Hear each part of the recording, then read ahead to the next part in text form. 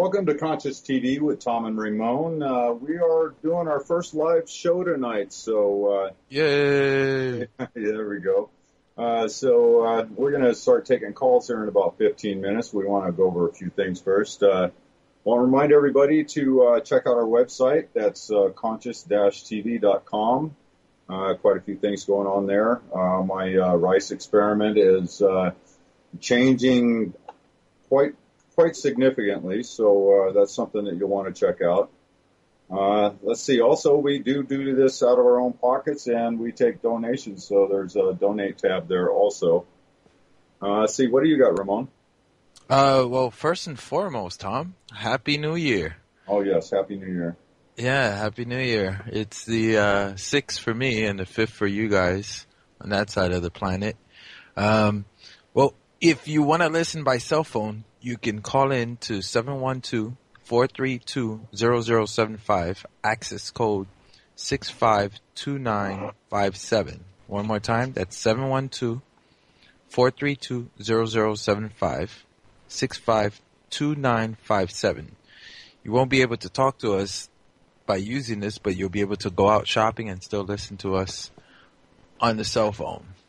And also want to give big thank yous, and what I'm grateful for is Brooks Agnew Show. Make sure you tune in to him every Sunday, X Square Radio, and also James Gilliland on Saturdays, and Mel Fabregas, yes, the Veritas Show, and Red Ice. That's a great show. Those are shows that you can listen to get some of the truth as well. So what else we got, Tom? So, well, I think we want to talk about my little bit of, I don't know if I'd call it wisdom, but some things that I've gleaned through the years. Something I learned about sharing information with people when I was first waking up, quote unquote, waking up into this life of spirituality. I had quite a bit of enthusiasm when this stuff started happening. I mean, I was just overjoyed that, wow, this world is amazing. All these things are happening, synchronicities and the contacts that I was having. It was just absolutely amazing, and I was so overjoyed. I wanted to spread the word to everybody. Well, I found that getting out and talking to people had a little bit of a backlash type effect, and I kind of likened it to a wave in like a wave pool. And the information that I was trying to share with people was like the wave, and I would flow it out there, and it would be a nice, smooth, steady wave, and it would be flowing really nice through the pool. But then when it hit that wall, which is, in this analogy, would be that person that I was trying to share with, it would hit that wall, and when that wave hit the wall, it'd splash back, all chaos would come out of it. Well, what I learned out of this analogy, and through the years, it took me a while to learn this, sharing information with people who are not asking questions can be hazardous to your health. The backlash that you get from trying to force something on somebody else can be pretty devastating if you're not prepared for it. So, anyways, it's just a little word of caution I'll give to people, because when you first start waking up and you start realizing that there's so much more to this world and to this life than you ever dreamed, you really want to just share it with everybody. But you have to do it with a little bit of discretion and a little bit of restraint. You have to wait for the questions to be asked. If you got a car with no wheels on it, it's not going to go anywhere. You put wheels on it, it'll start driving. Those wheels are the questions. So once someone has the questions, then you go. Wait until they ask. So that kind of reminds me of a friend of ours, Jenna. which up in Washington at ECETI, James Gilliland Ranch's place, had said to me, it's a Baba G quote, and it's like watering seeds with a fire hose. You try watering seeds with a fire hose, it's not going to grow. I guarantee you. That's a good visual for you. Yeah. Yeah. Yeah. Another thing I wanted to talk about was I was listening to Mel's show, and he had a story, and I have one similar.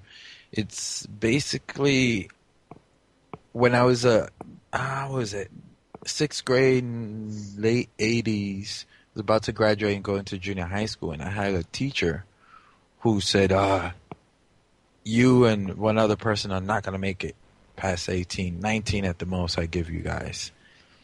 And that's a very sad thing for a teacher to say to a young student. And of course, I internalized that and held that with me.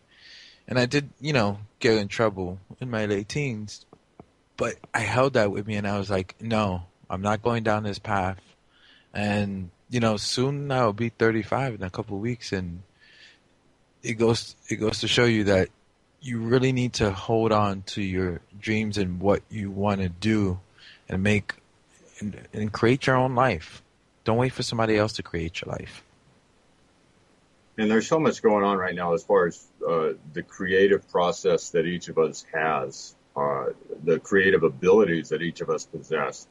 Every day out there in the world, I see people that are starting to wake up and starting to notice that, wow, this is not normal. This isn't something that the third dimensional corporate reality has taught me that is real. And just the consciousness, this awakening and spreading right now is so dynamic, and that's what brought Ramon and I here. And the way Ramon and I got together and started doing this show, that in itself was a miraculous story. It's one of the easiest things I've ever done in my life. Yeah. So I was for several weeks before Ramon and I talked, I'd been poking around on the internet, looking at different radio websites and starting to get some pricing and check out how it works and all that stuff. And in the meantime, over on the other side of the world, Ramon's over there doing the same thing. And how in the hell did we get together, Ramon? How did we call each other? I don't remember that part. I was looking for information, and I kept hitting a wall. I couldn't figure out how to do an internet show. So I gave you a call because I knew you were kind of technical, and you said, hey, I've been thinking about a show. I said, why don't we do it together? And then that's when we contacted Brooks to find out more. And Brooks said, hey, why don't you guys come on BBS? And they contacted Don and Seth. And thanks to all those guys, we had a show in 2 weeks. Was it 2 weeks or 3 weeks? Yeah, it was 2 weeks from the day that we said let's do it. It was 2 weeks till our first show aired. And in that first 2 weeks, we had our first 6 weeks worth of guests lined up, and these aren't just slouches for guests. We had quite a lineup there. We had James Gilliland, Brooks Agnew, John Lamb-Lash, Miriam Delicato. We Scott Stevens. I'm missing somebody. Who am I missing, Ramon? Anyways, it was just an amazing lineup that for right out of the gates. So it was like the universe gave us the big green light, and it was time for us to get off of our asses and get out here and start doing something. So this is what we're doing. We're out here putting our 2 cents in and bringing in some people that we think are very appropriate for the changing times that we're going through right now. And Crystal Clark. Crystal Clark. God, how can I forget? Sorry, Crystal. I know you're listening. Oh, my God, how did I forget her? Boo. Boo. Bad Tom. So, yeah, speaking of Crystal, I just got her second book, Who Are We Really 102, and just started reading it today. So I'm really excited to read that. be a good one. So Yeah. anyways, Ramon and I both have spent quite a few years on this path, this awakening path, and I would have to say that both of our eyes are at least sort of open, and we've delved into so many different areas that we can speak on just about any one of these topics. So we're going to start taking some phone calls in a few minutes. So if you want to call in and ask us some questions, and number is 888-815-9756 in U.S. and Canada, or you can also call local 530-327-7602. And as Brooke says, if you can get to a tower, call us in, off-world, on-world. Yeah. Especially off-world. Speaking of off-world, last Thursday, I was over at my girlfriend's house, and she lives way out in the country. And last Thursday up here in Washington State, it was cold. I mean, it was like 9 o'clock at night. I walked out to get some CDs out of my truck, and as soon as I stepped out the door, it was the first clear day we'd had up here in a month, and it was crystal clear, 15 degrees out. And we're completely away from all city lights. I could see every star in the sky. I walked out, I'm standing on the porch, I look up, and this shooting star drops right in front of my face. I mean, it just came straight across right where I was looking. And I was like, whoa, that was cool. And I stood out there and I just admired the absolute beauty and majesty of the stars for a couple of minutes. And I totally forgot about the CDs in my truck. So I decided, I got to go get Pam and bring her out here and check out these stars. So I went in and got Pam, and we walked out there, and I was like, well, Pam, what do you think I should do? Should I see if I could call the aliens in? And so I got out there and I said, hey guys, if you're out there and you're listening and watching, why don't you come on in and show us? And I shit you not, right as soon as I got done saying that, a ship came over the horizon. It was like from my left to right. This thing came over the horizon, and my jaw dropped open, and I was like, holy cow, look at that. And it was a solid white light on the back side of it. And then on the front edge of it, it was lights that were cycling colors. There was like a red and a blue and a green and a yellow, and it was cycling through the colors.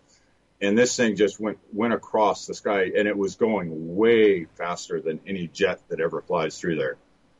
And Pam was like, "Oh, Tom, you called him in. And I was like, "Oh, that's cool." But then we sat out there for a while and watched them, and we saw airplanes flying, at their normal route over there, and it was undoubtedly not an airplane. And then about a couple hours later, we were in the hot tub, and I caught a flash out of the corner of my eye, and I looked over, and there was a solid white light that was coming across about the almost identical pattern, but this one seemed a lot closer. This one seemed like it couldn't have been more than a mile away. And this one was going really slow. And it seemed like there was a shape around it. It almost, I won't say it was triangular because I couldn't define it that well, but there was a darkness around it that was blocking out the stars as it was passing by. And there was never any strobes of any kind or flashing lights or nothing on this one. It was one solid light that went from horizon to horizon. And it probably took, 4 or 5 minutes to make that full pass by us. And that one was a jaw dropper.